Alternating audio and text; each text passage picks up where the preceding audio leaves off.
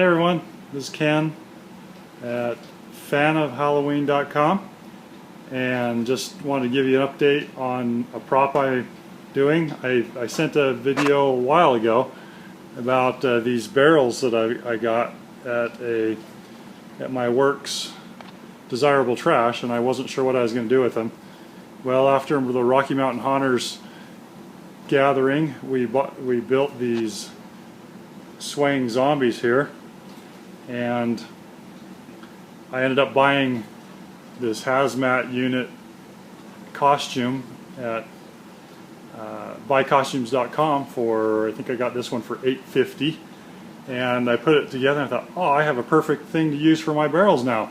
And what I'm going to do is, this guy has just been splashed all over by some toxic waste that's going to be these barrels, so I'm going to be adding paint and great stuff, foam, have it coming out. I'll have the foam coming out of here and painting it neon green and have some lights in it so it looks like it's just very toxic. And I will put it all together, and it turned out, I think this is going to turn out to be a great fun prop, and pretty inexpensive. Other than the lights I'm going to get are pretty cool, and I will tell you about those another time. As I do this, I'm trying to get them off of eBay, so hopefully I'll get a good price. But this is going to be in my warehouse room, and it's going to be nice and fun. So I'm going to put, like I said, the foam around him, around the base, and I'll make it so that I can take it off, and so I don't have to keep this all like that. I actually use these barrels to store my Halloween stuff in, so I need to make those multi-purpose, Halloween prop plus Halloween storage. But that's what I'm working on today. I'm going to paint the barrels up and see what else I can do. Alright, finished with the first step. Got the black on the tops and the bottom. Now time to tape it up, but I'm going to go up 10 inches from the top and 10 inches from the bottom, and then paint everything in the middle white, and then paint over that white with the yellow, the neon yellow. So on to the next step. Okay, I'm back. I just finished painting my barrels, and they turned out pretty good. I put them under black light. It looks pretty good. The black really just fades away. You can't hardly see it, but once I get the toxic waste spilling over, it'll pop it out a little bit more. If I were to do it over again, I would do 2 coats of white underneath, just because the yellow, neon yellow, doesn't cover very well.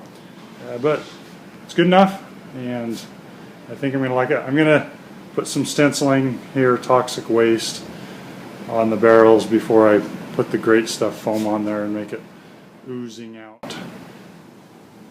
Here's a bonus update. I've got, this is a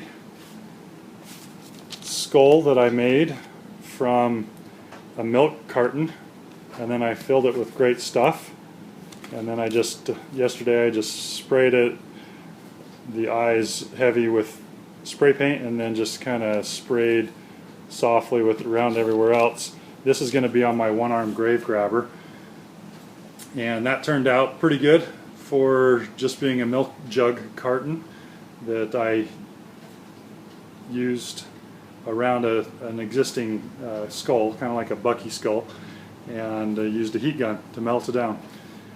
And I'll provide a link for the example tutorial on how that's done from another site. And then also, I was going to use black light around my toxic waste area and have my toxic waste be green, and so I'll have some yellow on my barrel.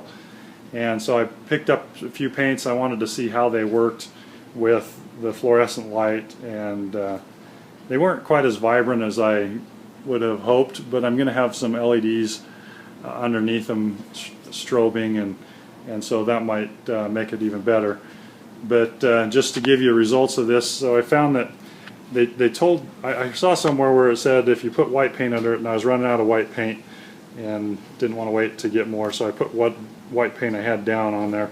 It's supposed to be more vibrant, and that's true. From what I found, the spots where I did have white, heavier white, worked out well. As far as which one was the brightest, the yellow was pretty fluorescent, or pretty good under the black light. And out of the two greens here, this one, the Rust-Oleum Professional Inverted Marking paint, seemed to do better, and it actually went on heavy. As you can see here, I actually had, this was just one coat here, and I had to put 2 coats on that one and 2 coats on that one. You see it's not very heavy, so this definitely goes on heavier and larger bottle, a little bit more, but I think I'm going to use that. The only problem is I have to paint everything with the can upside down versus right side up on these cans.